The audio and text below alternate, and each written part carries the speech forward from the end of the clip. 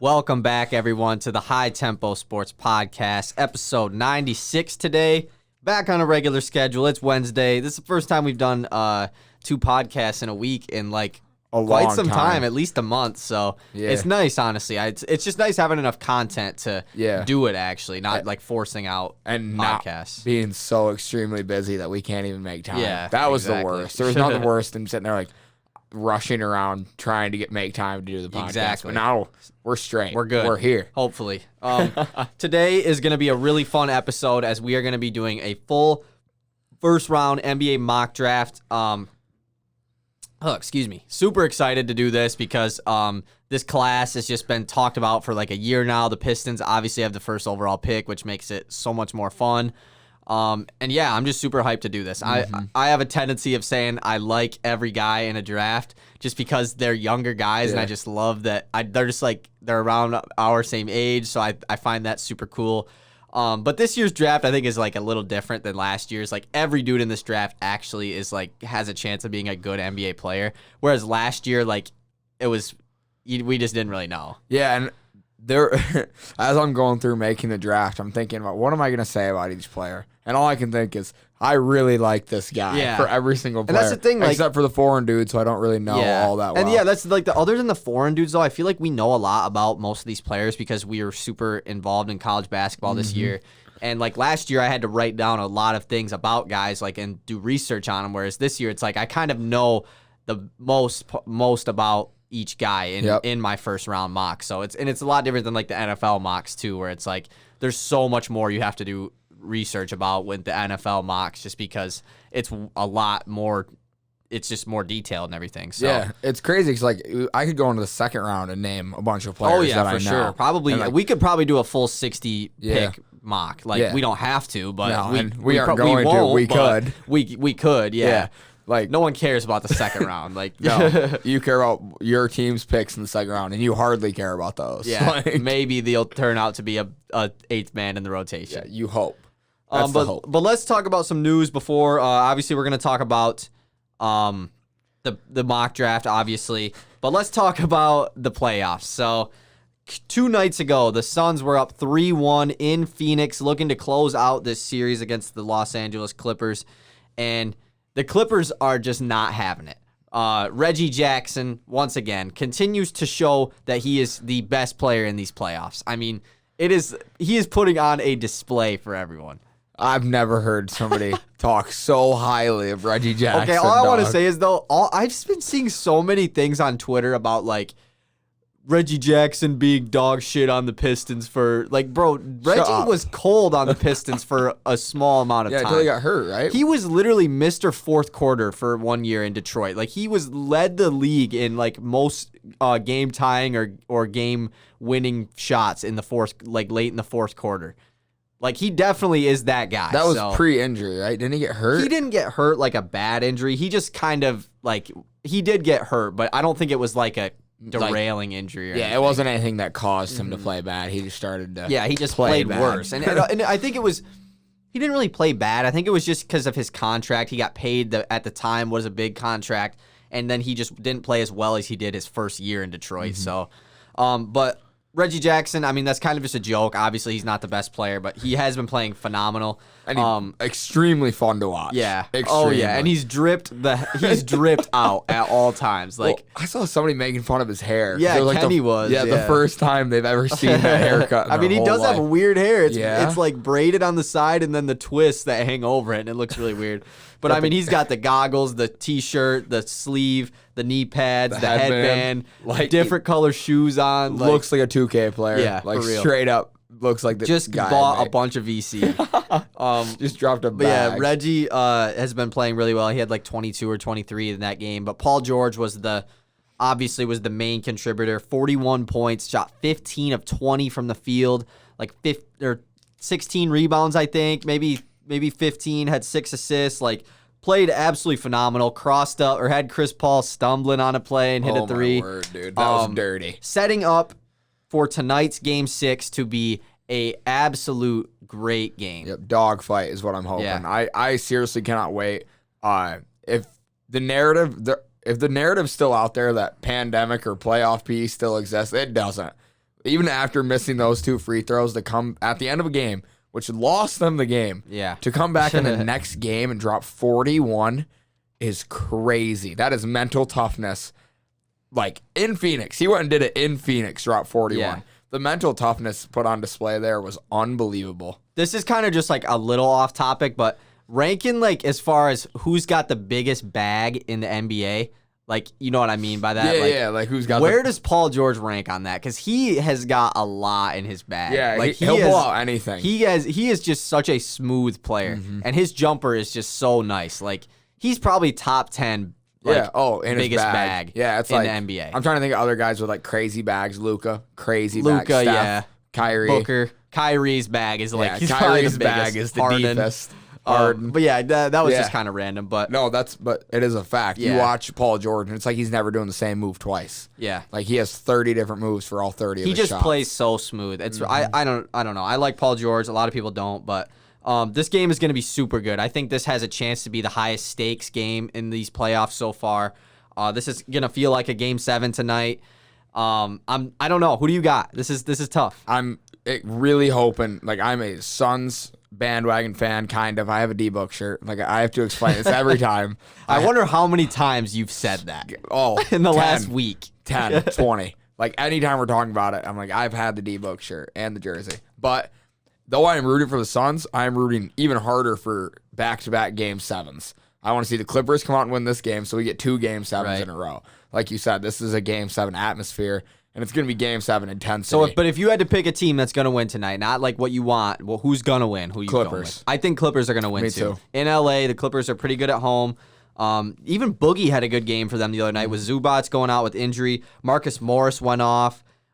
This Clippers team is just full of a lot of dogs. And they're just playing with they have no expectations. Now that Kawhi has gone out, it kind of has been perfect for them because they don't. If they lose, that's okay. I mean, they made it to the Western Conference Finals for the first time in franchise history without Kawhi, and they're playing well in the Western Conference Finals. I know they were down 3-1 or whatever, but I really don't want the Suns to blow a 3-1 though, because it would just be awful for Chris Paul, man. I would just feel so bad. Like I don't know. I don't know if he gets another chance. Yeah, no, you probably don't. Right? And like that's tough. Blowing multiple 3-1s in your career. Like, he even mentioned it in the interview. And just like, he's like the best player to never make the finals, probably. Yeah, probably. Never even make the finals. Like, not most like all-time greats will at least make it to the finals. They might not win one, but they'll make it. He never even made it. So, I still want the Suns to make it, but I think this is going to be a great end to this series, and tonight is going to be a phenomenal game. So we'll see who wins that.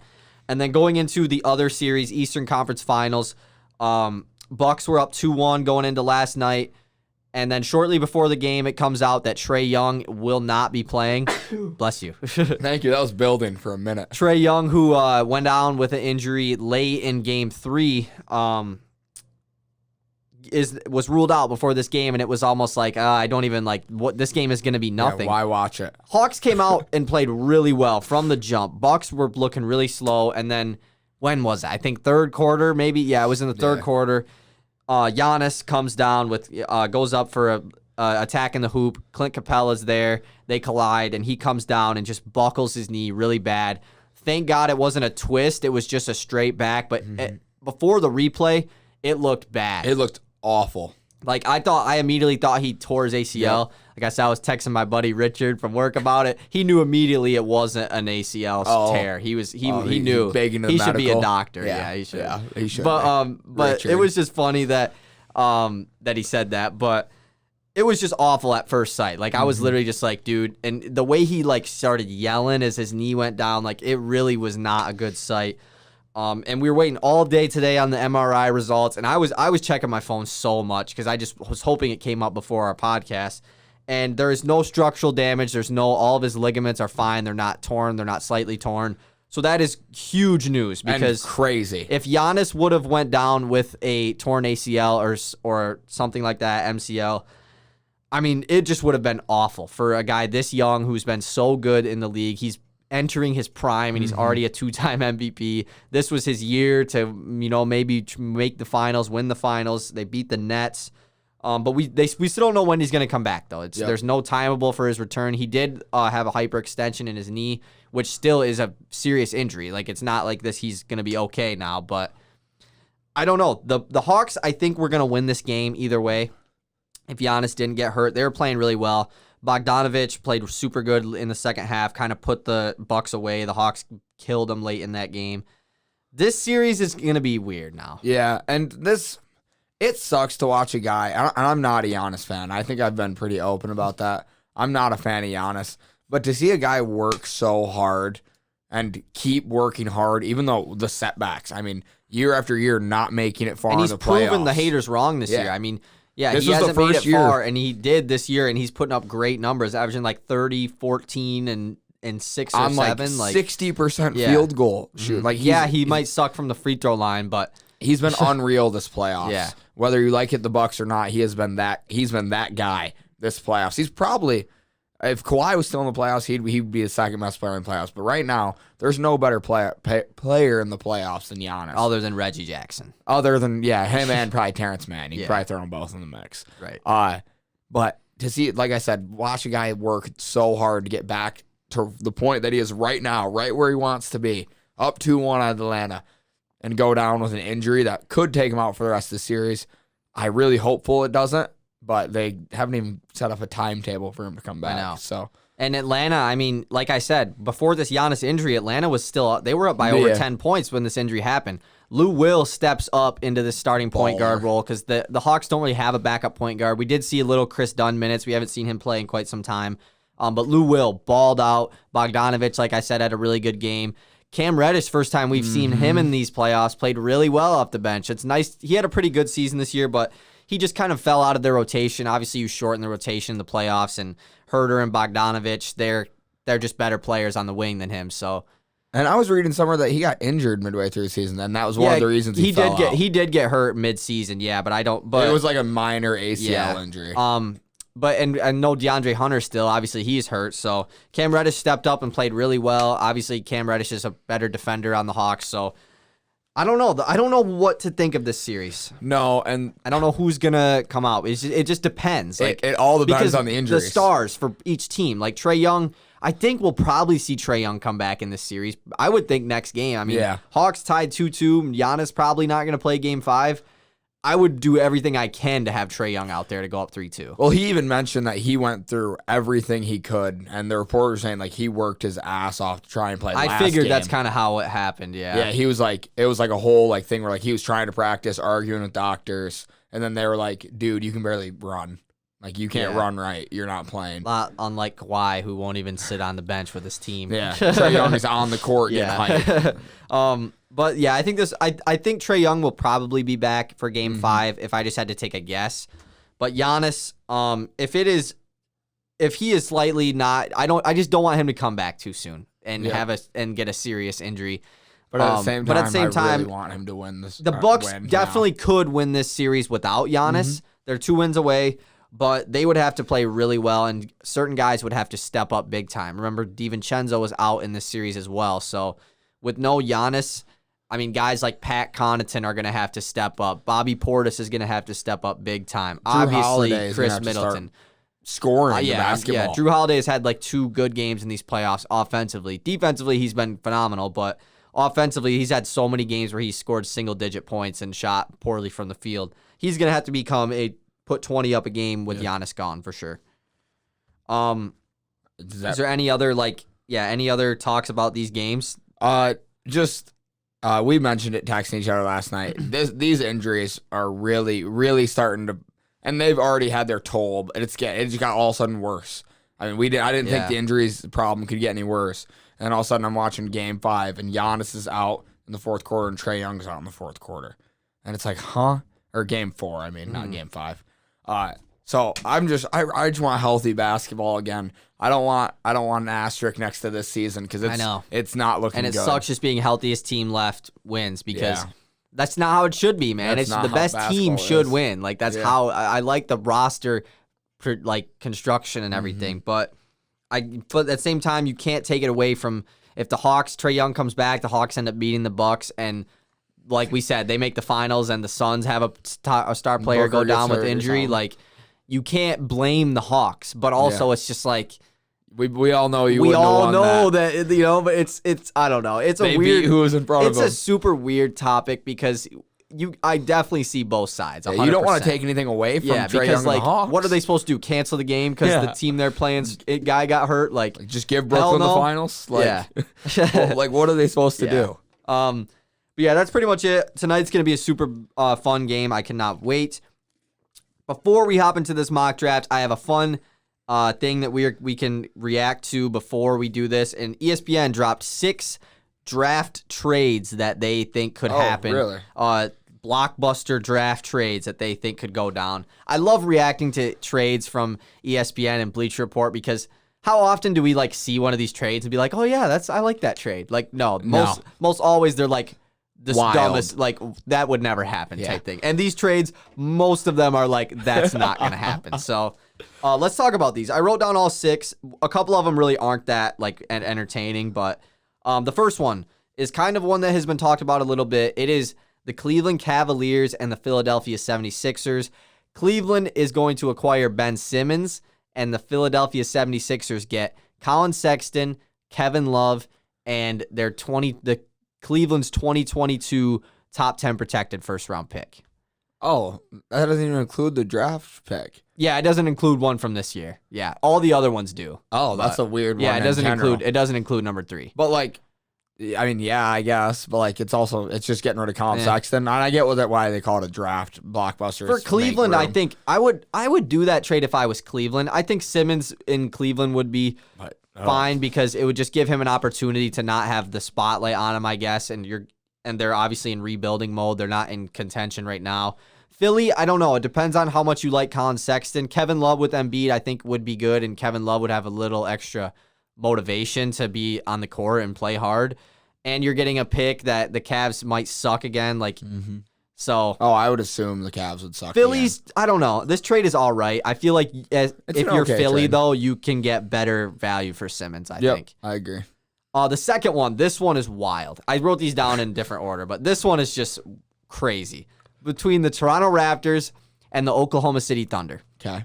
I'm going to say what OKC gets first. OKC is getting Aaron Baines and the 4th overall pick in the draft from Toronto. Okay.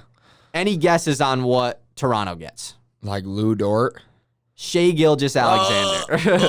Toronto gets Shai for number 4 and Baines. It says, and I immediately thought like, Shai's like their franchise player right now. Like, and he's 23 years old. He's gonna be 23 years old. Like, he's very young. For Aaron Baines. It says that the 4th pick. The 4th. That's the big one. It said that Shai they don't know if Shai fits OKC's timeline right now because they think OKC's rebuild should be longer. Like it should be like they should almost start over on their already rebuild because they have so many picks in the future, like 4, 5, 6 years from now. That are going to be good. Like none of their picks that they're getting currently are going to be like top picks. So that was the thought process behind it. I think there's no way that Shai gets traded, absolutely. Right? No, there's no chance in hell Shai gets traded. And for the 4th pick, if Shai gets traded, it's going to be for multiple picks. Yeah, and exactly. You think he's taking one pick out of that? All right, so you're trading Shai for Jalen Suggs. Yeah, and like that's pretty much what you're doing. He traded freaking Paul George for like 7. Yeah. And Shai is like he could be a star. Like he might not be as good as Paul George, but like he's a very young star player. And in all honesty, I'm getting kind of nervous if OKC doesn't start making moves with all these picks. Like this year, they have 3 first-round picks.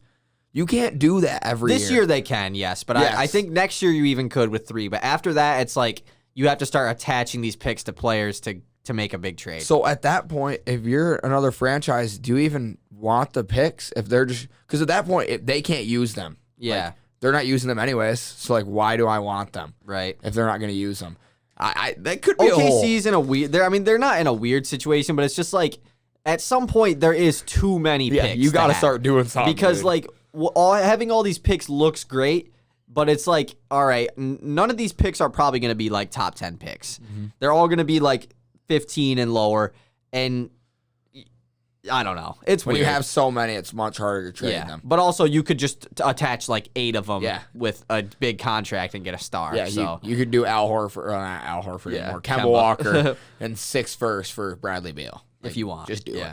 But, so yeah, that's the second one. Third trade, this one is like really like didn't think it. It's cool. I don't know. Let me just talk about it.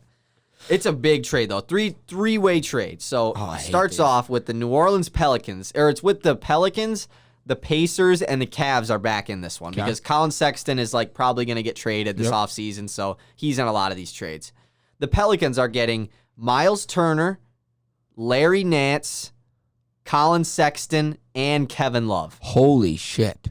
That's a lot of guys. That's a lot. And 3 out of the 4 of those guys are on like larger contracts. And they're all pretty good. Kevin Love's on a huge contract. Larry Nance and Miles Turner are each making at least $15 million a year. Sexton isn't because he's still on his rookie deal, but like Sexton and Turner are 2 really good players. Yeah. So, like elite. Well, not elite. Let me get to the rest of it. Indiana Pacers, they are getting Steven Adams and the 10th overall pick. The 10th overall pick is coming from New Orleans. And they've only given up Miles Turner They've given up only Miles Turner so far. Okay. And that's all they give up in this trade. Indiana, like, for the 10th pick, that's pretty damn good. That's not Turner for the 10th pick in this draft. That's a solid. That's not too bad. That's solid. And then Cleveland is getting Eric Bledsoe and Brandon Ingram. Ingram is in this trade, obviously because the Pelicans are getting a lot in this trade, so they have to give up something. Ingram though is just like, I don't know if that's I think I don't mind him and Zion next to each other, but I like all the pieces that New Orleans gets though in that trade. Like, I think Kevin Love and Miles Turner are nice with Zion. Kevin Love would be a nice guy off the bench.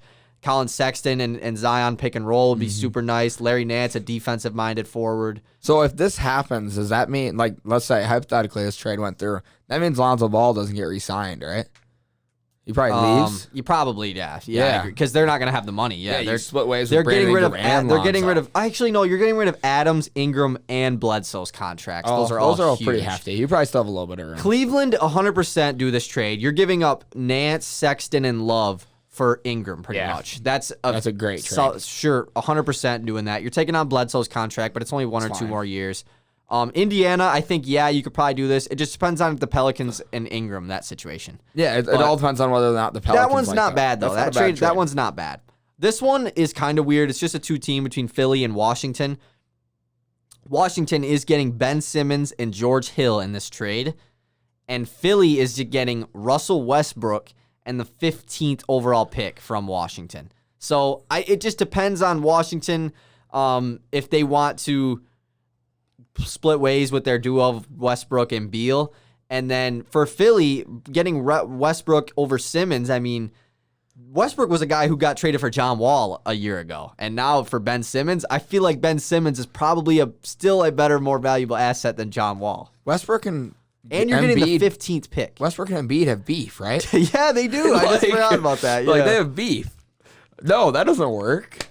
It would. Those two would work. They would work it out. They would work it out. But I think Ben Simmons to Washington makes sense to pair with Bradley Beal. However, I'm not sure Russell. I think Westbrook and Embiid would be okay. I think because Westbrook and Steven Adams were pretty good. Yeah, I'm not sure the value is there. Yeah, I agree. That trade, that's the part. Yeah, like the fit as far as like Westbrook and Embiid, I think that would be fine. And Simmons and Beal. The trade itself, like the Phillies also getting the 15th pick plus Westbrook, so it just depends. I don't know. Yep. It's a weirder tough trade, one. But it's a weird idea, I guess.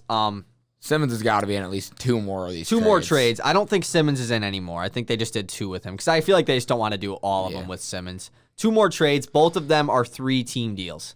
The first one I'm gonna say is not that crazy. This is Chicago, Brooklyn, and OKC. Okay. Chicago is getting Spencer Dinwiddie in a sign and trade. Brooklyn is getting Thaddeus Young and a 2nd-round pick from OKC in in the future. And then OKC is getting DeAndre Jordan and the 27th overall pick from Brooklyn. So OKC is giving up a 2nd-round pick to take on DeAndre Jordan's contract and get a first-round pick. Which is what they do Which is best. exactly what would happen. So I'll give them that. That's realistic. That's a perfect trade. But that trade should happen. This trade, I don't mind one bit. no, I mean, I think that's a Dinwiddie perfect would be trade. nice for Chicago. I think if they try to get Lonzo and it doesn't work, I like that. Defensive-minded forward Yeah, for Brooklyn. Thad Young is. I mean, it just depends on if they would trade DeAndre Jordan. Obviously, him and Kyrie and Durant are best friends, but Jordan's making a bunch of money and doesn't even play anymore. I assume Blake and DeAndre are friends too. Yeah, probably. I would assume Blake comes back. But Thad Young to Brooklyn, I think, is a perfect guy to play with the Nets. So I like that trade. Me too. Last one is more of a bigger, crazy trade. So last one, this is with the Warriors, the Wizards, and the Rockets. So the Warriors are getting Bradley Beal and Avery Bradley.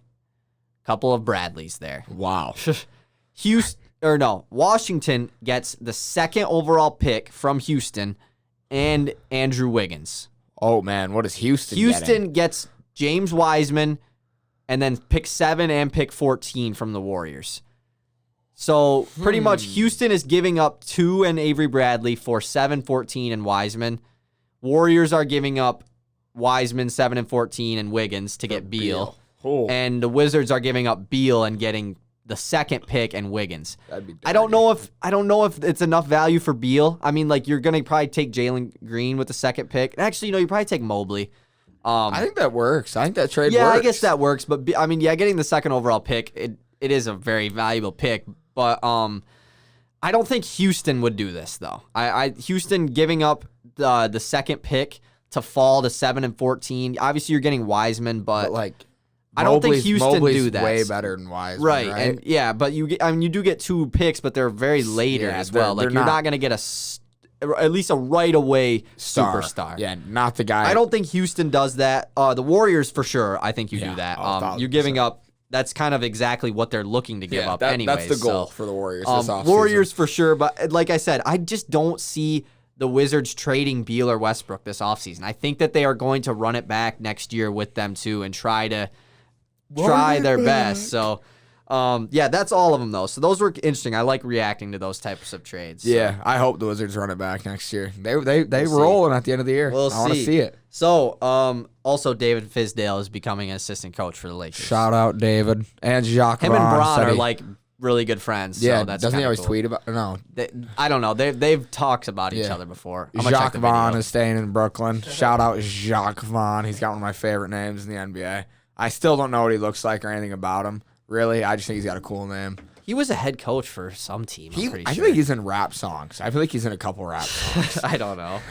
Are we ready to hop into this mock though? All right. Here's that for you. So, we're gonna go through each pick 1 through 30, every team. We didn't do any trades because it's way too early. Yeah, I mean, there's definitely picks here that I don't think will be made, and we'll talk about that too. What we think trades could happen.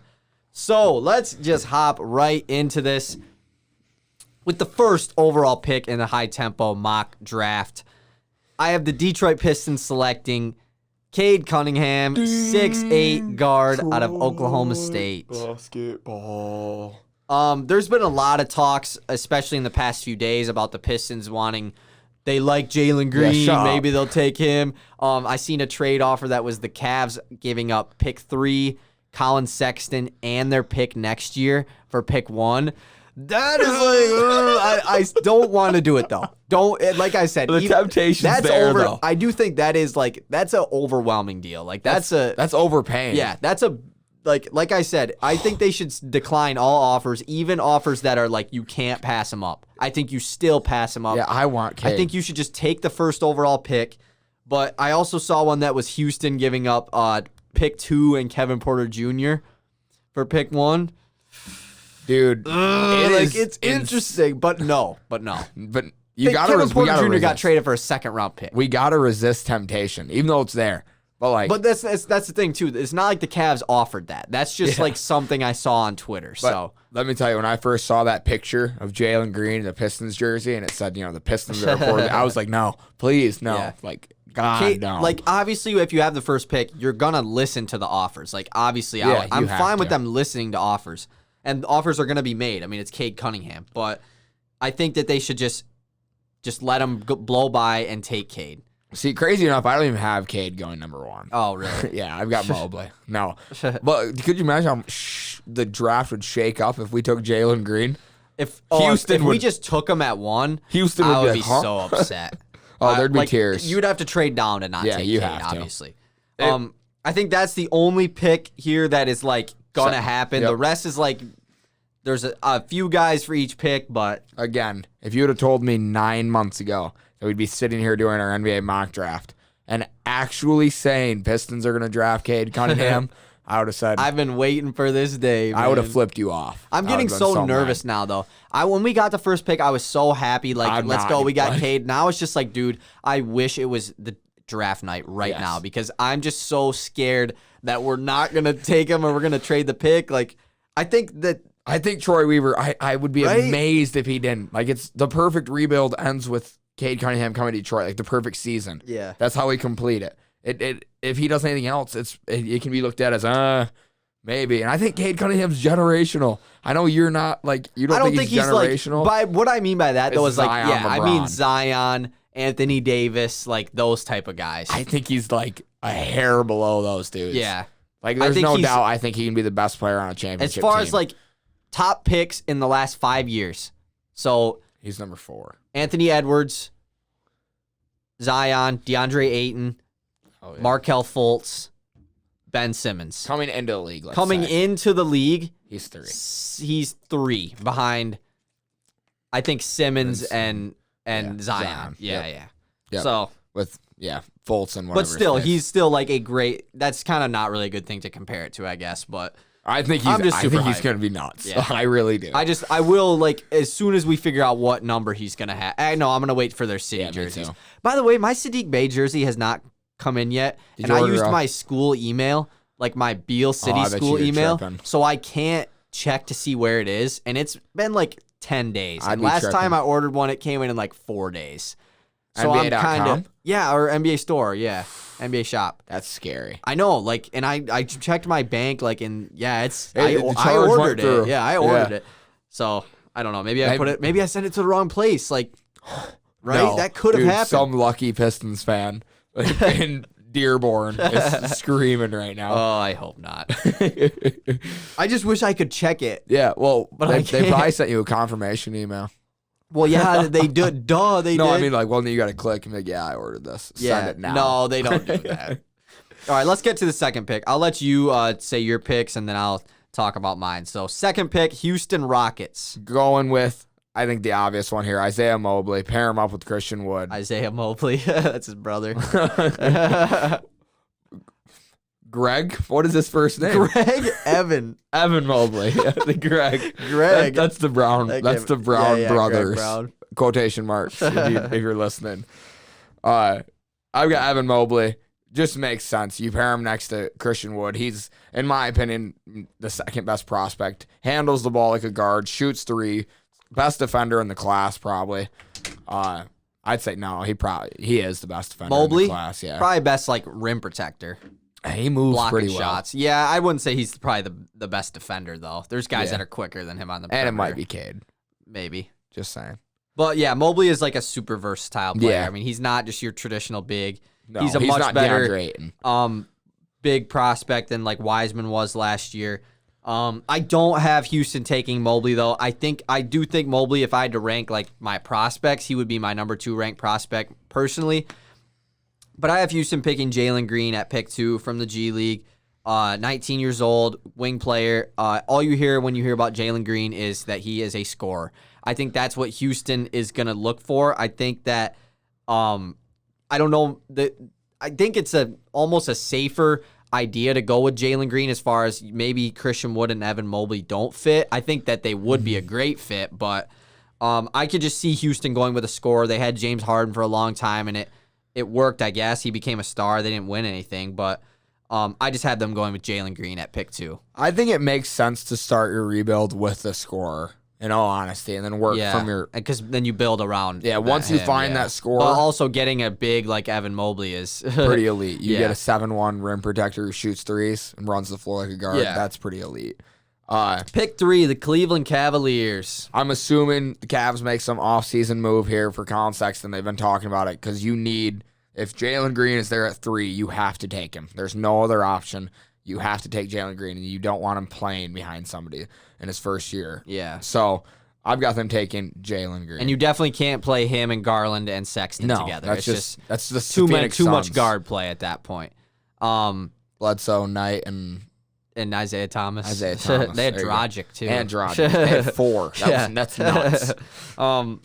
And obviously, I have Cleveland going with Evan Mobley. Cleveland is just going to pick whoever Houston doesn't pick. Yeah. The top 3, I think, is pretty set in stone. It's kind of just up to Houston which one they prefer. I have Cleveland getting Mobley. I think that is a dream come true for Cleveland if they end up getting Mobley. Him and Jarrett Allen, I think, are definitely perfect. Just good luck scoring. Like him and Christian Wood, I think are going to be a good fit. But I think him and him and Jarrett Allen are because they are going to be so elite defensively. Yeah. And imagine them running a pick and roll with Mobley like as the ball handler. You could. They would do that. I mean, at USC, him and Isaiah, him and the Mobley brothers, they would run pick and rolls together. Like, there's no reason. It's hard to stop that. Mobley is like unreal talented. Yeah. Like he is like damn the Pistons should trade up to get the second pick somehow. Trade down. No, like they should get first and second. Yeah, we should. I agree. They should also get the third while they're at it. Right. 4th pick, Toronto Raptors. There's the Raptors are in a weird spot because there's talks about them maybe trading this pick because they are, a team that is definitely capable of contending again next year and being a playoff team. What do you have? But obviously we don't do any trades, so who you got Toronto going Whether with? we're doing trades or not, screw the trade, man. Jalen Suggs is here to replace Kyle Lowry. Let Kyle Lowry walk or trade him or do whatever. Get him out of there. Not that I don't like Kyle Lowry. Yeah. But let's get the new face franchise point guard in there. Your new 14-year guy who's going to win you 1 title. Maybe more, because I think Jalen Suggs has potential at his height of his career to be way better than Kyle Lowry. And I know you're a huge Kyle Lowry fan, but I still think NBA champion Kyle Lowry. Yeah, but I need to put the title in front of his name. You're right. I think Jalen Suggs and Fred VanVleet, Yeah, I like that. Dirty. I think Suggs would be going into a great situation, obviously, in Toronto. The Raptors are a great organization. They're going to be going. You got to remember, they didn't play in Toronto this year. They played in Tampa. They're going to be back in Toronto next year, playing in front of their home crowd. Hype. It's going to be hype. Yeah, playing in the 6. Suggs, I think I also have him going 4. I think this is kind of like one of the more obvious picks. It's just so perfect. Yeah. Suggs and VanVleet are great together, and you still have OG on the wing, Siakam, Chris Boucher. There's more guys that I'm not naming right now, but Toronto definitely could be a playoff team next year with Suggs here at 4. There's no reason you can't take Suggs here and be in the same spot you'd be if you just kept Kyle Lowry. Yeah. Or traded the pick with Kyle Lowry. Because the Raptors also were having injury problems all year last year. And they kind of just started off the year not that good, and it was just like, all right, we might as well benefit from taking a year off. And then jumped. Yeah. Like, what a great situation. Yeah, exactly. Like they definitely had a good off season. Yeah, a good retool, I guess for sure. Call it. Number 5, Orlando Magic. Here they're taking a forward, and there's 2 forwards I think they can go here. I went with the guy who's been, in top 5 since he was a high school kid. Jonathan Kuminga here. Freaky, athletic, big man who can't really... He's a forward who can't really shoot. He's more of a 4. He definitely needs to become a better shooter. Yeah, he's got to learn at least somewhat of jump shot, but he shot them, which is a good sign. It's always a good sign when you see a player shooting threes. But I've got them taking Kuminga here. Yeah, I have Kuminga at 5 as well. A lot of people forget that Jonathan Kuminga is only 18 years old. He reclassified. He was in the class below pretty much all these guys that were freshmen last year. He played in the G League as well as an 18-year-old. I mean, he plays against grown men. I do think the G League play is super underrated. I think that is I think it might show at least this year, we'll have a better judgment how big of an impact it made. Yep. In Orlando, I think you just go with the project guy. Orlando is not made or expected to do anything in the next few years. I think you go with the youngest guy, a guy that has great upside, super good attacking the rim, very versatile defender. I think he, like we said, he just needs to become a shooter. But he did shoot threes. I mean, I think he only shot like 20% from 3. 26 or something which is like that. not good, but it's still he still is a great. He has a very high upside. Yep. So I also have Kuminga at 5. Oklahoma City at 6. One of their 3 first-round picks. They can do a lot with this pick. They can go wherever they want. I've got them taking the other forward that some people have Orlando taking, and that's Scotty Barnes, 19 years old. Big forward. He shoots better than Kuminga. He's probably a better wing defender than Kuminga. I would say he's all around better perimeter defender. Yeah. He might be an all around better player right now. He's a very good defender. He might be an all around better player I agree. right this minute. But Kuminga's upside is where it goes. But Scotty Barnes can come into OKC right now next to Shea, Lou Dort, and Scotty. Again, good luck scoring on those three, dude. Yeah. Like those three, that's great defenders all around. And Kemba. Yeah. Yeah, what a great defender. I also have Scotty Barnes going here at 6. I've seen a few mocks where he goes 5. He's been having a really good combine so far, so he's kind of a guy that has been rising. That's something that we're going to notice too. The combine is going to benefit a lot of guys and their pro days and everything. But Scotty Barnes, the thing that I think makes him so special is he played point guard last year for Florida State at 6'9". So, I mean, he's not going to play point guard for OKC, but it's just show that he is a combo player. He can play with the ball in his hands. He can play off ball. He definitely is another guy that is going to have to become a better shooter, but a great perimeter defender, pretty good playmaker for his size, and I think that he is going to be a pretty good player. I think he'll be in the league for a long time. Number 7. Florida State just producing top 10 picks. Yeah. Is this like their Patrick third Williams year? and Devin Vassell last year, both top 10. Yeah, and then Jonathan Isaac. There's a few other guys, too. Is John Isaac top 10? Yeah, he was like 5th or 6th. He was Orlando, too. So him and Scotty Barnes and Jonathan Isaac, Florida State boys. Big Florida State fans in Orlando. It makes sense. Oh, yeah. Number 7, Golden State Warriors. This one's weird because they're probably not going to be theoretically picking here. They're probably trading this. However, before we talk about that, actually, let's talk about a possible trade. There was a talk about Pascal Siakam trade. Ben Simmons. I like the Siakam fit with the Warriors. If they were to package 7 and 14 and Wiggins, I don't even think you have to give up Wiseman. Hell no. For Siakam, maybe, actually, I don't know. Depends on how high Toronto values him, because Toronto definitely is in a spot to contend next year. So rebuild. Do you even want to part ways with Siakam? Their decision-making comes this offseason. Yeah, Golden State definitely has a lot of options. Imagine if Toronto, though, did that and they had 4, 7, and 14. And somehow you do get Wiseman in that trade. That'd be pretty nuts. You're having a pretty good start to your rebuild. Actually, you might do that if you're Toronto. And that's the thing. They have two ways. You can either say, okay, we need to contend in 2 years, or let's just start a rebuild. Let's take Suggs. Let's keep Freddie as our vet, and then let's go. Low key, too, I feel like Golden State, if they don't find a move to make, it's kind of like a disappointment. Like, I think they should make a move. I was kind of thinking about the future, with them, but I think it is, you got to build right now while Clay and Dre and Curry are still good players. And last year they did the same thing. They were looking for a trade at 2, and it ended up they kind of just had to pick a guy. I hope it doesn't have to go like that this year. Yeah, and for that reason, I think at this point you take best available. You're in the spot to win the NBA title next year. You take best available, and that, in my opinion, it's the guy who balled out the entire March Madness tournament. Surprised not all of us because you loved him all year. Yeah. Davion Mitchell, he is elite. From the combine, it's not been looking good for him just because he's way smaller than everybody thought he was. But talent is talent. Sometimes looking at Davion Mitchell, I'm not sure his size is going to affect him that much. Yeah. I think this is another one of those picks that is kind of obvious if it's here. I also have Davion Mitchell going at 7. I was trying to think of something to be different, but it doesn't make sense. If Davion Mitchell's here at 7, I think he fits perfectly with the Warriors. He can come in, doesn't have to start. Maybe he can come off the bench, but you can definitely play him and Clay and Curry together.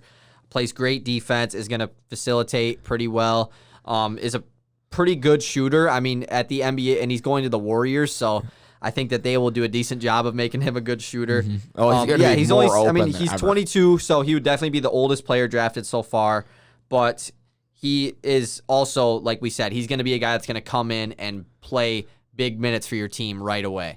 And the thing is, when you're playing for the Warriors, you will be more open than you ever have been in your whole life playing next to Steph Curry. You have Steph Curry and Clay. You'll have 9 feet of space. I just hope Clay comes back and is good. Because I do have a fear that he's going to come back and just he'll still be go good, through the motions, but he'll just be exactly, just kind of another guy out there. I hope he comes back and is still an elite defender, 20 plus. Will he average over 20 a game next year? It's an interesting thought. I hope so. The thing is, does he just become, not as bad, not like old, ancient Ray Allen, But, the Ray Allen past his prime. I don't want to see that. I hope not. Clay was in the middle of his prime. Like, he was balling. So I'm so excited to just watch Warriors basketball next year. Number 8, Pick Orlando 8, Magic. Orlando again. I hope they keep all their picks, but there's no reason they can't trade one. Yeah, but they're in the middle of their probably rebuild. I've got them taking the hyper athletic, uber jumper, Keon Johnson, wing forward or wing guard kind of. Or, he's wing more of a forward. guard, I would say. Just combine record 48-inch vertical. A couple other guys have done it, so I think he just tied the combine record. But freaky athletic. Just Terrence Ross 2.0. Without, I don't think he can shoot threes as well. Not really that well, but yeah, that's a lot of big things with guys just coming in as rookies. They're obviously not just going to be elite shooters. There obviously is a few guys that are, but I have them going with Keon Johnson here as well. We actually have had a pretty similar mock so far. Yeah, it's actually odd. I didn't expect that. Keon Johnson was a guy that in this year in college, I loved watching him at Tennessee this year because he just was he hustles on defense like no other. Great. A lot of these guys are really good defenders, honestly, which is super nice to see. But yeah, he's a bigger guard at 6'5", can play the 1 or the 2. I think that him with Scotty Barnes is a nice fit. You can play him and Markelle Fultz together next year. I like Keon Johnson here at 8 for Sacramento or for Orlando. Yep. Read an article about him. Do you know he didn't start playing basketball full time till high school? Really? Yeah. Huh? You're gonna be a top 10. I could be like that. You're gonna be a top 10 draft pick, and you started full time in high school. I started when I was 3 years old. Yeah, I started playing in 5th grade. Yeah. Didn't even get to... Number 9, Sacramento Kings. This is an interesting one. But again, after looking at it, I had a long conversation. I'll say I've got them taking Franz Wagner here at number 9, and talking to a bunch of other guys, Barry Hill and Willie. I was mentioning how I don't think Franz deserves to even go top 10. I don't think he fits very well. I'm not sure how insane of a player he'll be, just on like potential based. I obviously think he'll be a good NBA player, but I don't know if he's top 10 NBA pick worthy.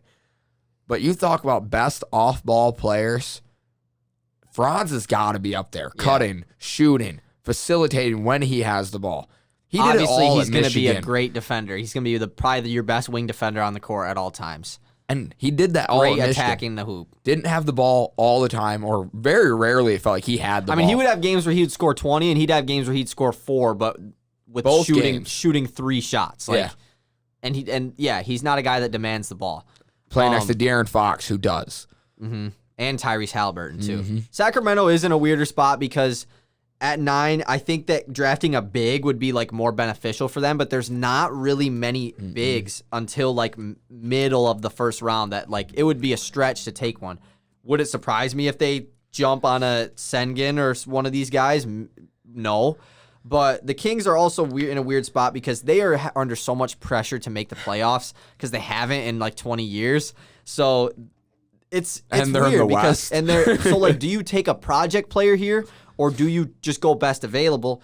I actually also have them taking Franz Wagner. I think Which is kind of a mix. And I think it is I think it is a mix. But like you said, I think he is a great fit for the Kings' current team. Because you have De'Aaron Fox and Tyrese Halliburton, like you said, are going to demand the ball. Franz Wagner can play off ball. He fits well with them because he's going to be a good defender. He's bigger. He's athletic. As long as we can get his jump shot looking better and not airballing late in the game. I'm just messing around. I like Franz. I'm just messing around. I like Franz. Like, I actually have... well, he wasn't a douche. And the thing is, you just look at his jump from his freshman to sophomore year. It's see it. very clear that he is capable of improving his game. So, with an NBA team, NBA staff, I think he can take it to the next level. He's 19 still. He played 2 years in college, and he's still 19. He's very young, and he just has a great NBA frame. So... Yep. I have him at 9 as well. I assume we have the same number 10. I think it's the most obvious pick in the whole draft. Number 10, to the New Orleans Pelicans. They were 25th in three-point shooting last year. What do you think they take? What a perfect player to stick next to Zion Williamson. Corey freaking Kispert, the best shooter college basketball has seen since Trae Young.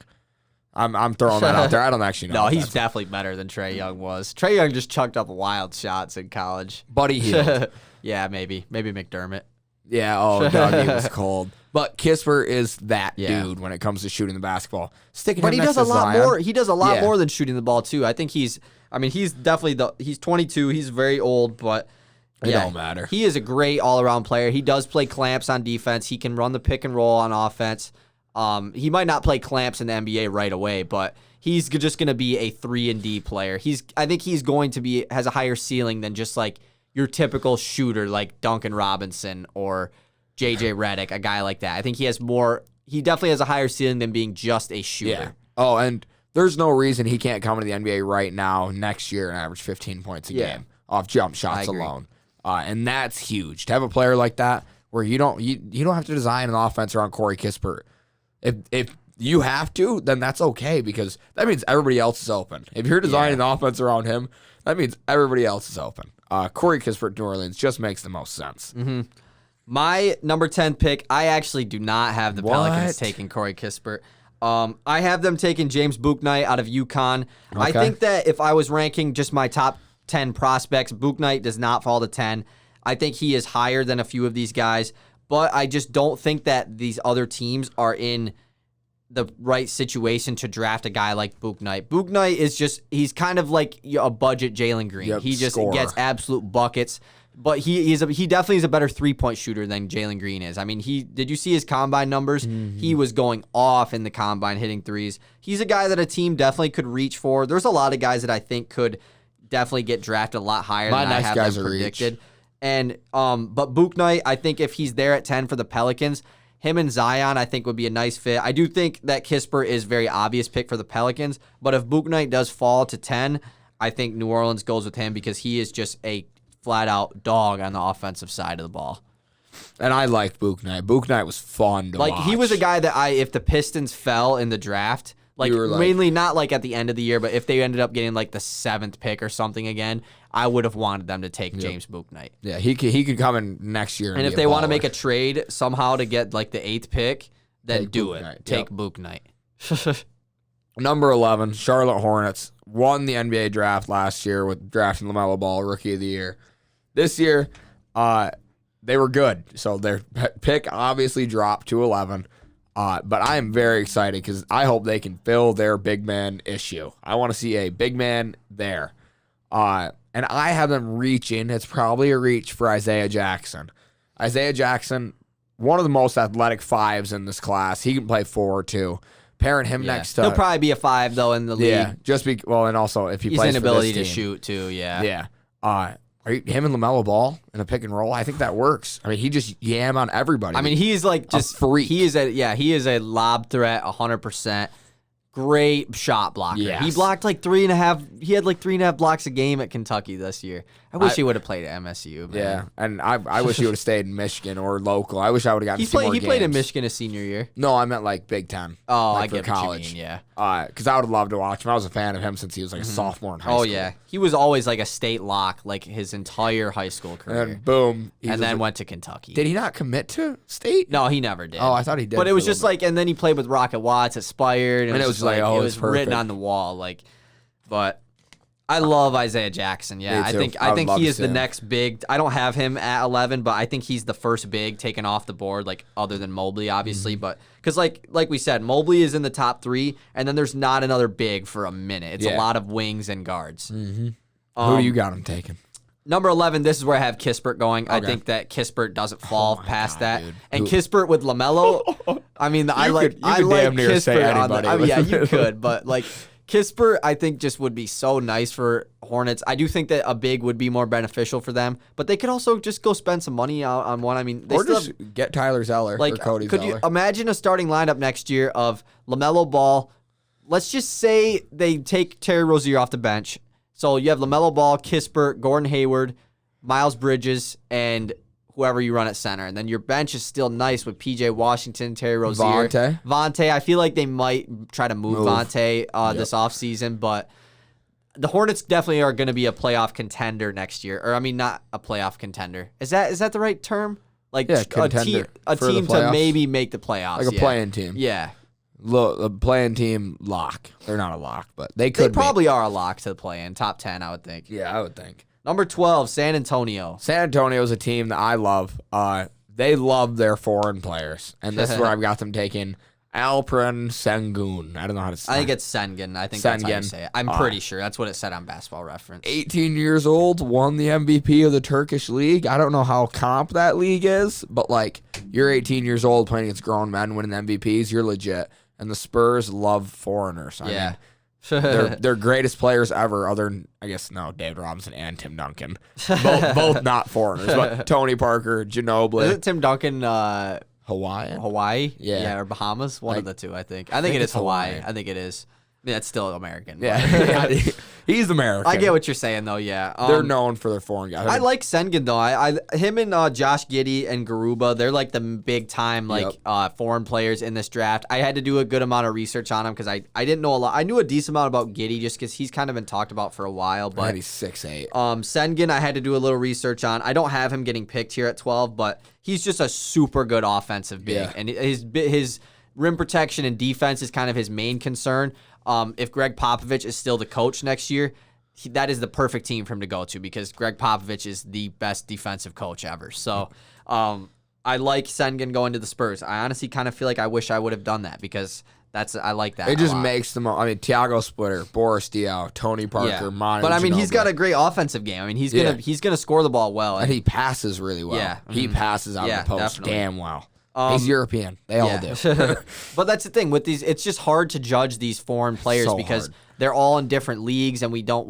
Especially with Luka, that's kind of these foreign players were always like, okay, they're probably not going to be as good in the NBA as they were in the Euro League and stuff. But ever since Luka happened, it just is so like we don't know. Yeah, this dude could be nuts. Like, this could be Luka. Yeah, like you have no. I mean, winning if you're that young playing against grown men, like you clearly got skill. Yeah, like you do.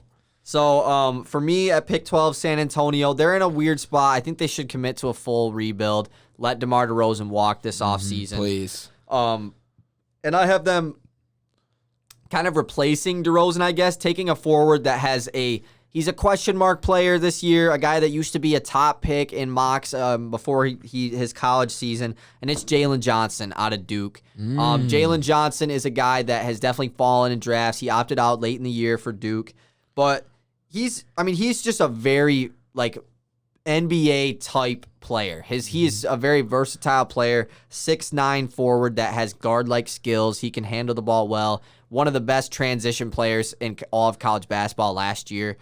He's going to play pretty solid defense. Not a very good shooter, but he just has a lot of question marks with his game because of his motor at Duke and everything, his attitude. When I watched Popovich is a good guy for him to go to, though. When I watched him in college, I felt like at some points he was too big for college basketball. Like he was a 6'9" forward because he didn't play like a big man. Almost. Yeah, he dribbles the ball like a guard, and it's pretty hard when you're being guarded by 6'6" dudes to dribble the ball how you want when you're 6'9". Yeah, like it's not easy. They're just gonna be quicker than you. Yeah. At some point, I was like, I think he might be too big. But transition, dunking. He's gonna be he has a great type of like a build for the NBA. It's just can it translate? Super intriguing prospect. I know. I'm excited to see how he does. Me too. Well. I've got him dropping quite a bit though. Yeah, and he's a dude that a team could reach for, or a guy that could drop into the 20s. Like definitely. 13, Indiana.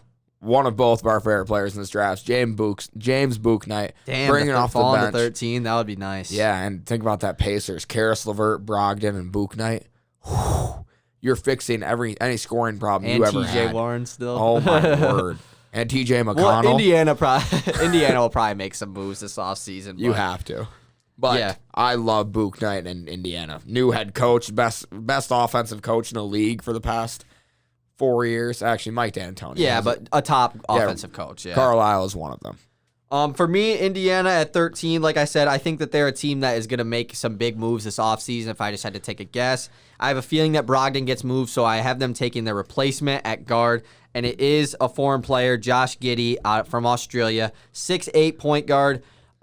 He's only 18 years old, so he is just pretty much what I have read about him is he is a project player. He's a guy that just has people think he has a lot of potential to be a great player in this league. I mean, if you're 18 and a 6'8" point guard playing overseas, teams are definitely going to be intrigued by that. But the thing is, he's not really good at one thing, but he doesn't suck at anything either. He's like a solid player. He's a pretty good facilitator. He'll shoot the ball decently.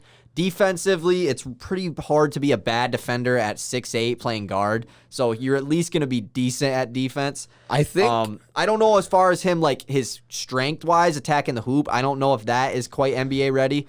But this is a guy that I could 1,000% see get picked in the top 10 just because of his potential. I think these are the type of guys that you should be more afraid of than a guy who is more of a one-trick pony. The guys who are just good at or decent Solid at everything, yeah. Those dudes scare me. Because you can make them good at as long as they have the tools to be at least decent, you can make them go from decent to great. But like at the same time, I'd rather have like a crazy good 3-point shooter right away. Oh, and I then get what build you're saying. everything I don't know. else. I feel like I would rather have. I feel like I can see what you're saying. I would much rather have the one trick pony rather than the guy who's just he also decent. Him just being a 6'8" point guard makes crazy. him great at one thing. Yeah. Just being Size. big. Yeah. Size. This is gonna be a long podcast, just so you know. We're already an hour in, so if you're still listening, you're awesome. You are awesome. Last pick of the lottery here, Golden State. Golden State taking Chris Duarte out of Oregon.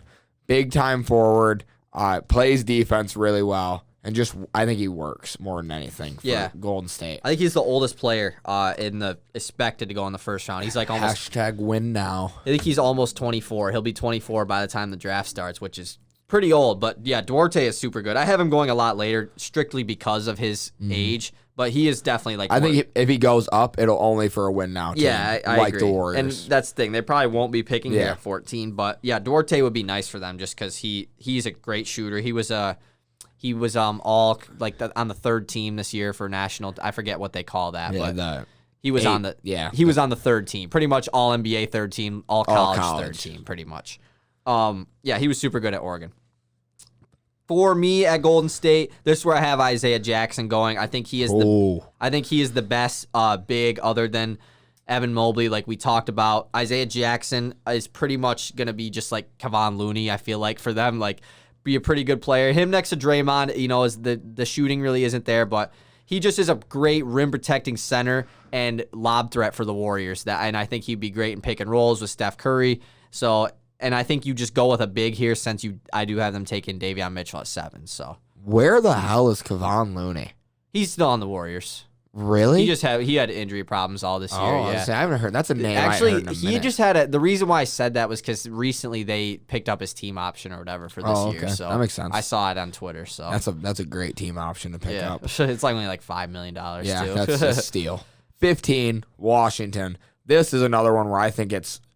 This is Washington's in a weird spot with this pick, though. But this is a move that I think fits whatever they want to do, whether it's rebuild or win now. Yeah. I think it works. If you take Moses Moody here, defender, really good player. I loved watching Moses Moody play this year. Scrappy as all hell, all over the floor. And he's 6', I think he's 6'6", but he feels like he's a lot bigger. Like he is really long. He'll guard up. And he's big. Like he is he's muscular. That's the word I'm looking for. If they keep Russell Westbrook, him and Russell would be all over the floor sprinting, nonstop sprinting, 35 minutes a game. And Moody's only 18 years old, too. That's what I'm saying. Rebuild or win now. I think he fits. Exactly. For me at Washington, 15, I have them going with a big here. I didn't know what kind of big to go with because I feel like the big that plays defense and is not going to do much on offense is kind of the move because he fits Russell Westbrook and Beal better. But they also have Daniel Gafford, who he kind of is that guy. So I have them going with Alperen Sengun here. I'm taking the route of them going towards more of a rebuild. Sengun definitely fits the rebuild mode. I think that if Sengun falls to OKC at 16, he 1,000% goes at 16 because he's the perfect guy for OKC right now. So that's why I have Washington snagging him at 15. Next pick. Can we move on? Yeah. Yeah. OKC in the next pick. This is a guy that I like. I was watching film on him because I didn't really know who he was. I've got them taking Kai Jones out of Texas. Talk about He is a freak. Yeah, his feet move and he will absolutely poster dudes and clamp people like lock Him and up Isaiah guards. Jackson are very similar players. The new era of basketball requires a big man who can switch. There are some instances where we saw in the playoffs, Jokic can't switch. It was an issue. Somebody's got to come up with a new scheme so that you don't have to switch and you can still keep a big like that in the game. Just draft a dude who has fast feet. Yeah. Take Kai Jones, who can switch everything with you. I love Kai Jones. Instantly going to be a fan of him in the NBA. Can't wait to watch him. I like Kai Jones. He used to play for Brewster Academy back when he was in high school. That was like the AAU team that I loved watching. Remember Jalen LeCue? Yep. He was like my favorite player when I was in high school. Yeah, because he was baby Westbrook. Yeah, like he was and Terrence Clark was on that team. Yep. R.I.P. Terrence Clark. But Kai Jones was on that team as well. So that I've been watching him since high school. I don't have him going here at 16. I have him falling just a little bit, but Kai Jones, I think the only reason I don't have him going here is because he's a year older than all these other bigs. He's 20, and that is pretty valuable to NBA front offices ages. So especially now. Yeah. It used to not be like this, but now it's pretty rare that you see a player. I mean, we probably have 5 players who are 22 and older being drafted. Yeah. I would guess. Most of these guys are less than 20. There's not a lot of them. Which is crazy. Yeah, I know.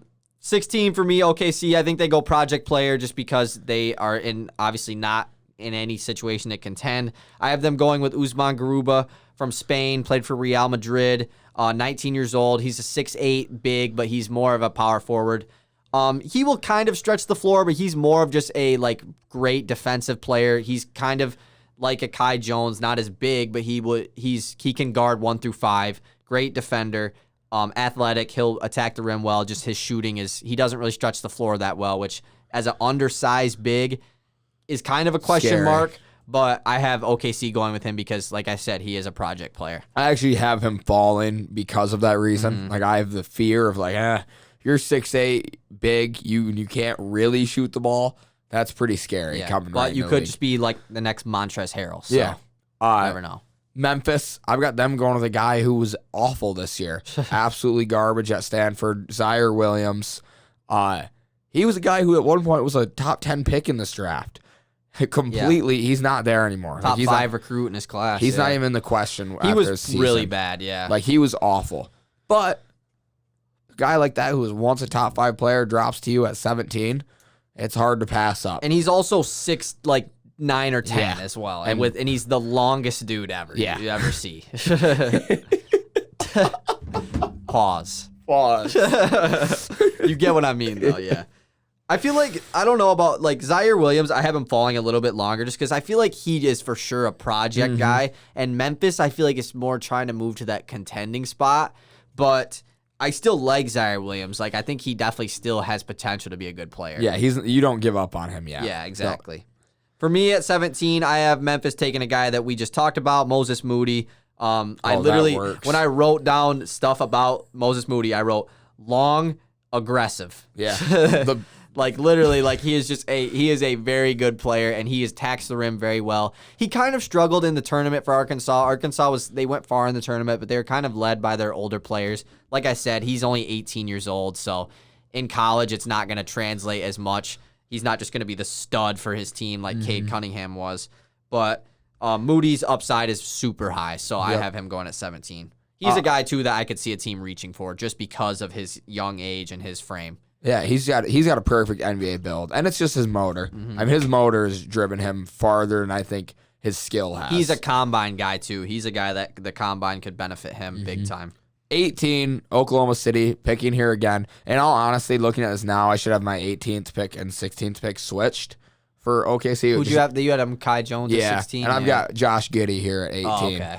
Project player, but you'd probably take him before. That would be, if Kai OKC, Jones. if any of those if Sengun or Giddey falls to them, they are taking him right away. Think about what we were just talking about. Last year. Think about what we were just talking about. Oh, they're talking about trading Shea because they won't want to extend their rebuild. Just draft guys that are going to take a while to be good. Josh Giddey. Perfect. Giddey and Shea, that would be nice. It'd be nice. Because that's the thing. Do you want to play Shea at point guard or shooting guard for the rest of the time? Because Teo Maledon is had a decent rookie year, but Lu Dort, is he a 2 or 3? It doesn't really matter. But I have OKC going with a point guard, but Giddey is off the board. I haven't taken Sharif Cooper out of Auburn. I think that they just try it out. You might as well see. Let's play Shea at the 2 and try to run another point guard. I mean, they still have Kemba Walker, but we'll see what happens with that. Sharif Cooper, though, is just an absolute great offensive point guard. I mean, he's like kind of like Trae Young, honestly. Not obviously on a less level, but scores the ball really well, passes the ball really well. Probably the best pick and roll guard, other than maybe Jalen Suggs in this class, I would say. One of the best mid-range scorers in this class. I mean, he's just an all-around great scorer. He is small. He's only 6'1". He's 19 years old, though. Has a kind of some off-the-court issues. He had gotten into some trouble at Auburn this year. He missed like the first half of the season, but when he came back, played really well. I think that he is a good fit for Oklahoma City. I think a lot of guys are, but I like him going to Oklahoma I can't think of many players unless you're just an older player. Yeah, unless you're old as hell. Sense. Yeah. 19, New York Knicks. Bring the big name to New York. Bring him. Bring the 6'9" forward from Duke, Jalen Johnson. 6'10". Yeah, I forgot you had him falling. I think they would definitely go with him, yeah. Easily. He fits New York. He is New York. I mean, he quit on his college basketball team. But then you have a group of forwards of Randall, Toppin, and Jalen Johnson. Do it, dude. Run him at the 3. Because think about it. Toppin struggled to get minutes just because of how good Randall is. So now you have to try and squeeze in another guy too. You have to try and squeeze him in at the 3, which is hard because he can't shoot. Yeah. So it would be difficult, yeah. But it's a big name. Mm-hmm. It's hard to pass up. And the Knicks have 2 first-round picks too, so it just depends. Yeah, I think the Knicks with they have 19 and 21. They definitely will probably go point guard with one of them. I don't have them going with one at 19 though, because Kai Jones falls to me at 19. So I have Kai Jones going at 19 to the Knicks. The whole Mitchell Robinson situation is weird because he missed the whole second half of the season when the Knicks kind of started to play really well. So I don't know if they look to move him maybe. Obviously, the Dame Lillard talk for the Knicks is still there, so maybe they don't even have these picks. But Kai Jones falling to 19 for me. I think the Knicks snag him up, and he is he immediately gets put into their rotation. Yeah, absolutely. Especially if Taj Gibson doesn't come back, Nerlens Noel might not come back. I think he replaces those guys pretty well. My number 20, the Atlanta Hawks, competing for a national NBA title. A world championship, man. World champion, NBA Finals appearance, what they're competing for right now. Let's get a backup point guard. Let's get somebody right now who can come in and win. Jared Butler, the other guy. I love Jared Butler behind Trae Young. I think it is perfect. I think I have the same pick. I think that is like I said, there's 3 or 4 picks that just make absolute sense.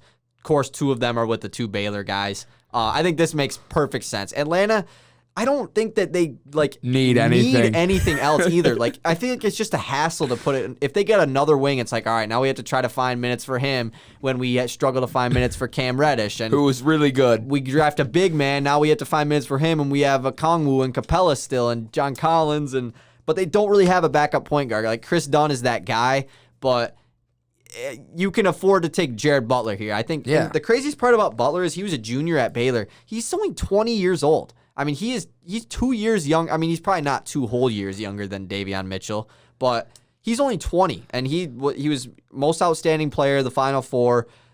He can be an inconsistent shooter at times, but he also can be a great shooter, and it's just an all-around phenomenal point guard. And I'm surprised that he's so low in mocks, honestly. Me too. Him and Davion Mitchell are not that far apart to me. They're not very different, and Davion Mitchell is older than Butler. Yeah. So I still prefer Mitchell for sure, but Jared Butler, I think, is going to have a good NBA career as well. Yeah, I also think Trae Young is now to the point in his career where you don't have to give him 35 minutes a game during some random regular season game against Philly.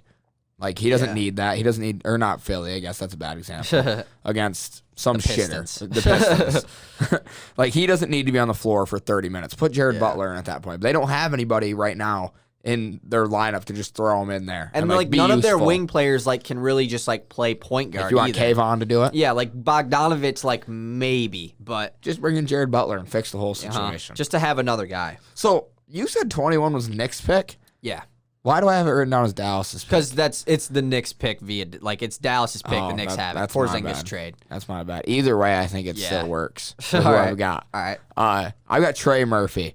Okay. One of the best 3-and-D players in the whole draft, and that works perfect next to Julius Randle. Yeah. So either way, I think it works. Murphy, I think, is going to be a guy that is by the time we do our next mock, is going to be maybe late lottery type guy. I mean, Murphy, I didn't know. He's one of the few guys I really didn't know much about when I was like just reading through the mocks. I knew from him at Virginia from watching him and like Sam Hauser and them play, but I didn't really know that much about him. But he is big and he is like a really good shooter too. So he is 3-and-D. That like is exactly what you want for the NBA. I mean, he's a 6'9" wing, shot 43% from 3 this year.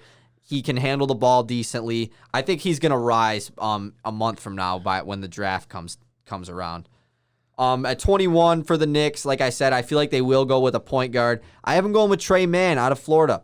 Tre Mann had a pretty good tournament. They only played 2 games, but he balled out in those. 20 years old. He's a big guard, 6'5". Not really a combo guard. He's going to be the point guard, but he's just a phenomenal offensive player. And at 6'5", playing the 1, he's going to be at least decent on defense. But he's a really good offensive player, passes the ball pretty well, but is just a really good scorer, has a big bag.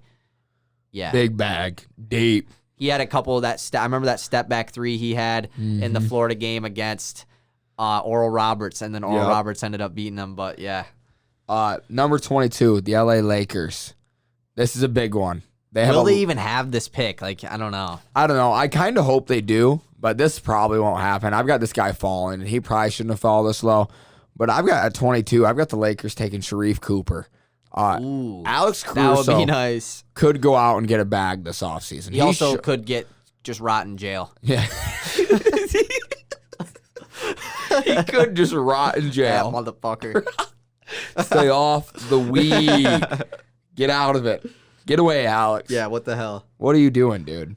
I like Sharif to the Lakers, me too. He would be nice. It's just LeBron could teach him a good amount about being a point guard. And LeBron needs the ball taken out of his hands now. Like it's got to start and here. Schroeder is probably not going to get 120 mil like he's asking for. Yeah, and he sucks. Get him out of here. He sucks. Yeah, if he falls there, I think that's a for sure.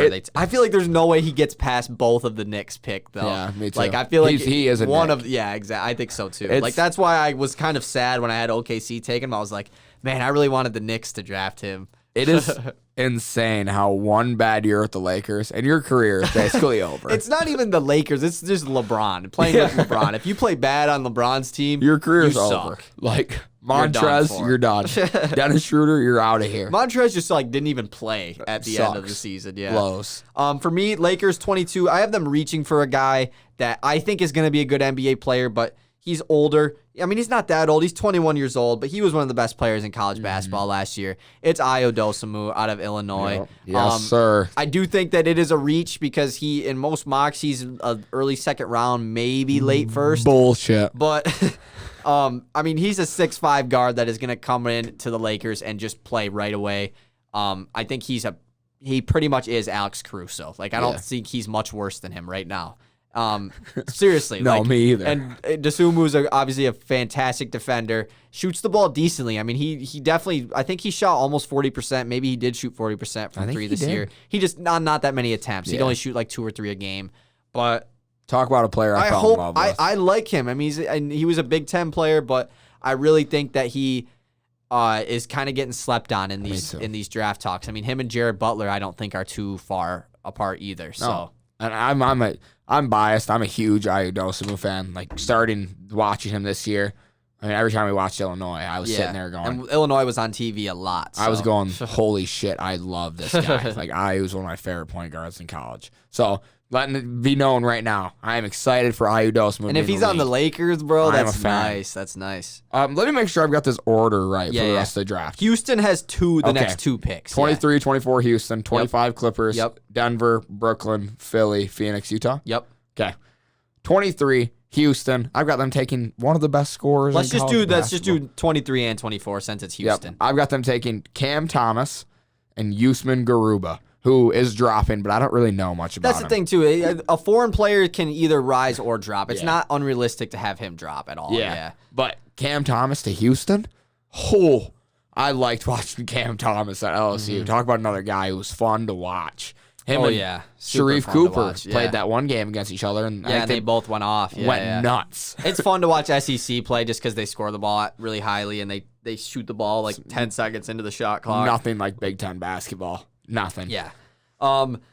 I also have Cam Thomas going at 23 to Houston, and then I have Houston taking a project player at 24, Zaire Williams. I think Houston is a good spot for Zaire to go because Houston is not trying to. I mean, I don't know though. Houston doesn't have their first round pick next year, so they actually might try to. I mean, they're gonna. You don't want to get the first overall pick. You might OKC. as well just keep winning for this year and then. It was just weird because I knew Cam Thomas was going to be one of these picks. I think him going to Houston is super nice, but I also had Houston taking Jalen Green, so I wanted to have them take a big here at 24, but there's not many bigs that are here late in the first round that makes sense, so I just had them going project with Zaire Williams, but Cam Thomas, I think he could struggle, but I just hope he has a good career because he was fun. Yeah, I could definitely see him coming in right away and struggling. Yeah, I could too. Just because if he doesn't shoot the ball well, like he doesn't do much else other than score. That's his only problem. Other than scoring, he's not doing that much else. So he doesn't facilitate well. No, at all. and he doesn't play the greatest defense. Nope. And he's kind of undersized. He's 6'4", playing the 2. So I think he's pretty undersized. Honestly, he plays and he's smaller. He's skinny. So yeah, he plays smaller. But he has a high upside. I mean, if he can. He just needs an NBA training to get If better. he can score the ball, he's fine. Yeah. In the NBA. 25, LA Clippers, going with Greg Brown. Big forward. Big forward. Yeah. Out of here. Defense, I don't really know what the Clippers need. I mean, they're deep. Their depth is actually shown in the playoffs. And this is a team that I didn't think was very deep going into the playoffs. I was worried about their depth. They've showed they've got it everywhere. Trey Mann, Luke Kennard, Reggie Jackson, Marcus Morris. Yeah, Zubac's been playing pretty well.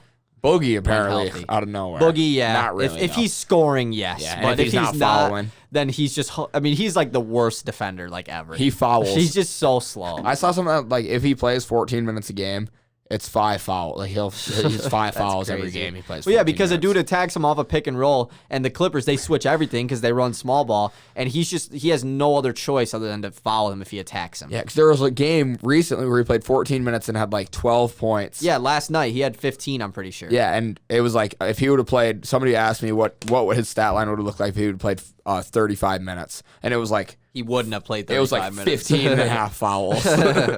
Like it was impossible. That's funny. For me at 25, this is why I have Trey Murphy going to the Clippers. I think it'd be a super nice fit, just another backup wing player in case Kawhi Leonard leaves this offseason, which I don't think he's going to. I hope not. Trey Murphy would be nice for them. It's not like he's going to come in and start or anything, but like I said, Murphy, I don't expect him to get picked this late in the draft. I definitely see him being picked higher, so... 26, Denver.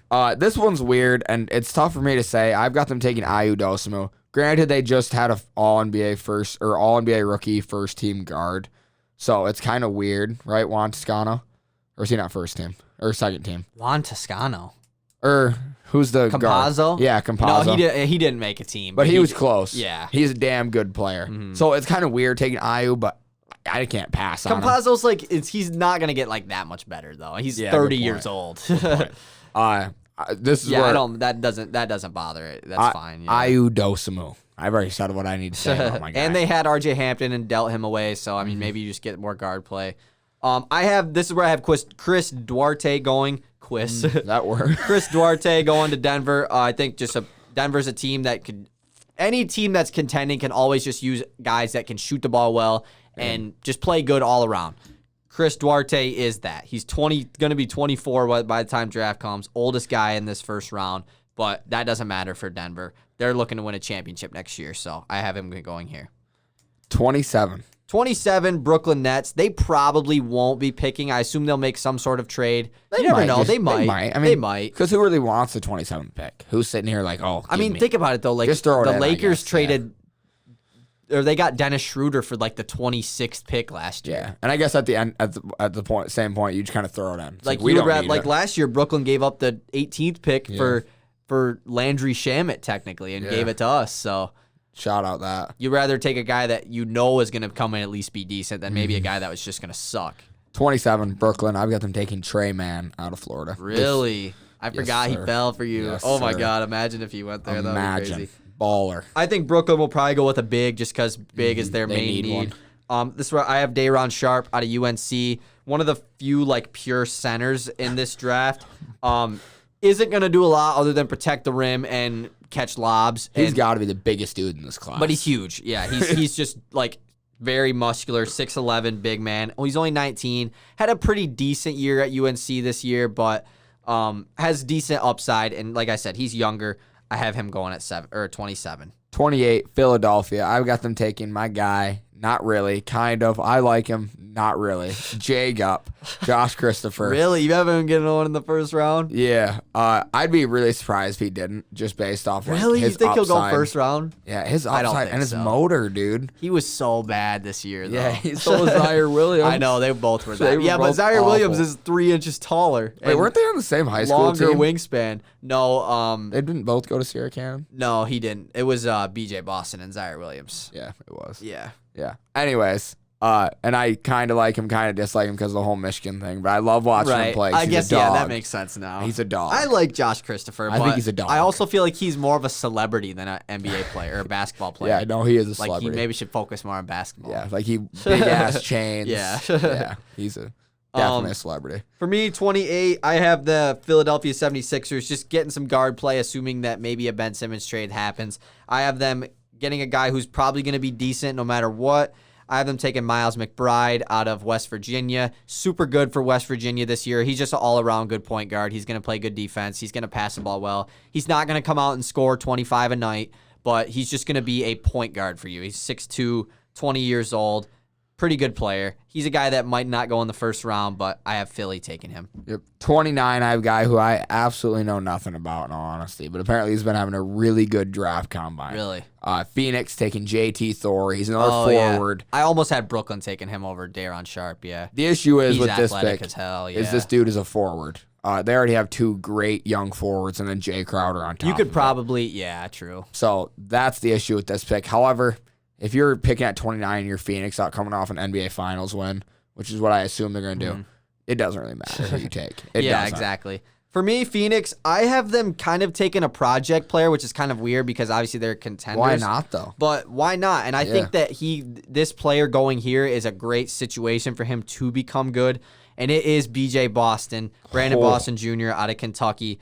I think him learning behind Chris Paul and Devin Booker is just a great fit for him, a guy who was supposed to be a top 5 pick a year ago and really just disappointed. Sucked. Like, he didn't suck as bad as Zaire Williams and Josh Christopher, but he still just was not good. Shot the ball so poorly. Isn't that Turned weird? the ball over a lot. But obviously he played better competition than the other two guys. But BJ Boston is still, he's 6'5", 6'6", 19 years old, can handle the ball well. He, like I said, he did turn it over a lot. Pull-up is crazy. Super lengthy guy. I think that Phoenix would be a great situation for him, though, just because he's behind Chris Paul and Devin Booker. At number 30, the Utah Jazz, the team that can't get to the conference finals to save their life, taking a guy who's just damn good at hoops, and that's Jeremiah Robinson Earl. Oh, yeah, I like that. Super good at Villanova. Big forward who can shoot the ball, play defense, dunk on everybody, runs the floor super well, facilitates surprisingly well for how like big he is, and like he just doesn't look like a facilitator, but he does. But he played at Villanova, so that helps. Right. I was going to have Aaron Henry going here at 30 just because, but Henry actually had an injury in the combine, and it's kind of lowering his draft stock. In the ESPN mock that they put out, he isn't till like 50th or 51st pick. That's sad. Which kind of sucks. But it was not a bad injury. They said he's just gonna miss a couple days in the combine. I think it's a quad injury or hamstring injury. But so I don't have him going at 30. I still think Aaron Henry is gonna be a good NBA player. But I have Utah going with Jaden Springer, the other guard from Tennessee that played with Keon Johnson. They're both very similar players. Jaden Springer, like Keon Johnson, is a great defender, but Springer doesn't really bring the as big of an offensive game as Keon does, but he's only 18 years old, and he can play the 1 or 2. Him and Keon played together, 6'4". Yeah, I mean, he's a potential guy for sure. Yeah, and again, and Utah doesn't have much backup guard play either, so, I mean, Jordan Clarkson, obviously, but point guard play. For these teams that aren't in win now mode, who are also really good, like a Phoenix, I think the only smart move is to take a project player. I don't think there's because you draft a guy that's a good player right away. It's just like he doesn't even have a spot in the rotation. Yeah. You draft a project player in 4 years, he probably does. Yeah. Like, I think it works. I think it makes sense. One thing that I was thinking about, you mentioned Kawhi Leonard. leaving the Clippers. I know it's a long episode, but if they made it this far, they can keep listening. And if you're listening, you're awesome because this is really deep in. Yeah, you're a real one. If you are still listening right now, go to our YouTube page and comment. What should we have them comment? Something funny. Comment. Reggie Jackson's the GOAT. Yeah. Comment Reggie Jackson's is the GOAT, and we will shout you out in the next podcast. Yes. I know it's not that big of a deal, but that would just be cool if one person did that. It would really make my day. So. It'd make both of our days. Yeah. Even if you're listening on Spotify or Apple Podcasts, just go to the YouTube High Tempo Podcast and just comment Reggie Jackson is the GOAT. We will shout you out no matter what. No questions about it. Anyways, though, continue. We were talking about Kawhi leaving LA. I am now to the point after these last 2 seasons of complete unpredictability where I want this offseason to not be the craziest offseason ever. Because it's becoming a lot to keep up with. It's just the league just changes so much. But 4 years ago, the stars were all on different teams. Well, and remember 4 years ago, for 4 years ago and the 3 years before that, we could tell you who's going to be in the finals every year. And it was kind of annoying.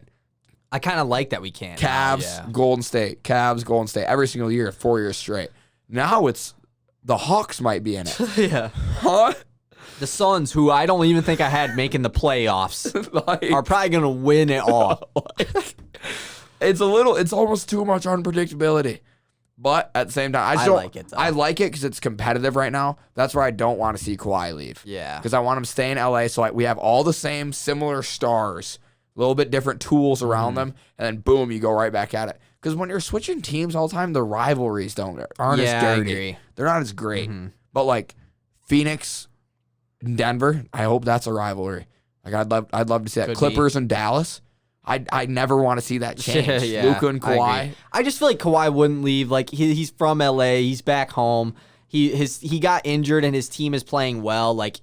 They could easily come back next year and try to contend again. I think especially how well the Clippers played after he got hurt is going to make him stay. Like if they would have lost those last 2 games against Utah when he got hurt, just lost and get eliminated, then it's like, all right, he might leave. Like his team sucks if he doesn't play. Yep. But the fact that they have done well since he left, but also maybe that can make him think, oh, maybe they don't like playing with me because now they're playing good without me. No, I think it's a respect thing to your teammates. I think so, too. I respect y'all for doing this. I'm going to come back. Like we want, like Kawhi, you go down. Like we are going to fight to win these games without you. We got. I just wish he would sit on the sideline, man. Me too. But that's just Kawhi. Goofy. It just looks like he doesn't want to even be there. Like it looks he's like not cheer. I know that's not how Kawhi is. Like I know he's not that type of guy. But it's just like it makes me think, all right, he's not coming back. Like he's just saying, fuck these guys. It makes me think he only cares about the bag. Like it really does. It makes me think he doesn't care. I understand like when he didn't go to Phoenix, like in the first 2 games of the series because he was still had his injury, not traveling, obviously. But just sitting up in the press box for like 2 games at home, and like, come on, dude. Dude, like go to sit on the sideline, bro. You're still on the team. Give Trey Mann some pointers. You're a playoff veteran. Terrence Mann. You've won multiple finals MVPs. Yeah. Like give some of your guys the pointers on the sideline. Be a leader. And I have a little bit of a problem with Kawhi. I've never been the biggest Kawhi fan, but I do definitely respect him. But I mean that's just how he is. Yeah, he just is a very anti-social type guy. But tonight, huge game tonight. Super excited. Watch hoops. I'm not rooting for anybody. I kind of am rooting for the Clippers. I'm rooting for the Clippers. Just to have a Game 7, but I don't want the Clippers to win the whole series, though. So I don't know. I just hope it's a really good game. If it's a blowout, that's going to suck. Hopefully Giannis can make a full recovery and come back in these playoffs. And like I said, comment Reggie Jackson's the GOAT. That would make our day. Yeah. Shout out, y'all. Thank you for listening to this late episode. Also, let us know about our mock, too. Like, if your team is drafting a guy that you absolutely hate, maybe tell us, hey, that guy is going to suck. No way we draft him. And then, boom, we might change our opinions. Probably not. We're pretty stubborn. Definitely not. I'm pretty stubborn. Bye. I got to piss. Peace.